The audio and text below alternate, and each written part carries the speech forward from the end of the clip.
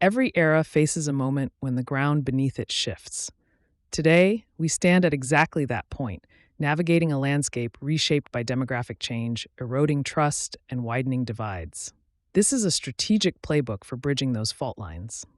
Across the country, political gridlock dominates the headlines. Yet beneath that noise lies something more resilient, a foundation of social trust that still connects neighbors, families, and communities. Local leaders are uniquely positioned to build on that foundation rather than the gridlock above it. Two demographic trends are reshaping our society at the same time. An aging majority is growing rapidly, even as a historic explosion of youth diversity unfolds alongside it. These two forces don't just coexist, they increasingly compete for attention, resources, and political power. Look closer, and you'll see how differently each generation experiences this shift. Baby boomers, Generation X, and millennials each carry distinct economic realities and cultural outlooks shaped by the moments that formed them. Understanding these differences is the first step toward bridging them.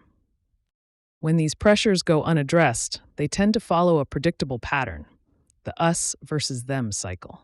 It begins in echo chambers, escalates through threat amplification, and ends in institutional fracturing, cracks that run deep through our shared systems. But there's a hopeful reframe hiding in plain sight, the third demographic dividend. Rather than viewing an aging population as a burden, we can recognize it as a reservoir of social capital, experience, wisdom, and stability our communities can draw on. Turning that potential into practice requires architecture, not accident. Collaborative governance rests on three pillars: the interpersonal inner work we each must do, the interpersonal one-on-one relationships we build, and the intergroup systemic change that follows. One of the most powerful tools in that architecture is moral reframing, the ability to translate a policy across ideological lines by speaking to the values another person already holds, not the ones we assume they should. When reframing succeeds, it feeds directly into the collaborative problem-solving flywheel, a cyclical process that replaces zero-sum debate with cooperative dialogue, each cycle building a little more mutual understanding than the last. But better conversations require a better starting point. That means shifting from a come-to-us model of engagement to a go-to-them approach, meeting people in the spaces they already trust, rather than waiting for them to find us.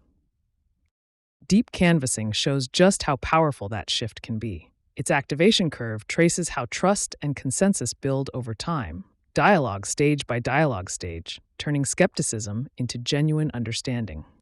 Even the physical spaces we gather in matter. Moving from the outdated town hall format toward world cafe setups and intergroup dialogues can lower institutional hostility simply by changing how people are arranged in the room. At the center of these conversations sits a critical role, the neutral facilitator. Part heat shield, part translator, part enforcer, this person absorbs tension, converts chaotic input into organized understanding, and keeps the process honest. Trust itself builds along a continuum. Listen, validate, pilot, commit, each stage reinforcing the next. And that continuum only holds together with consistent follow-through. Broken promises unravel progress faster than it was built. Bridging these fault lines isn't a single fix. It's a discipline.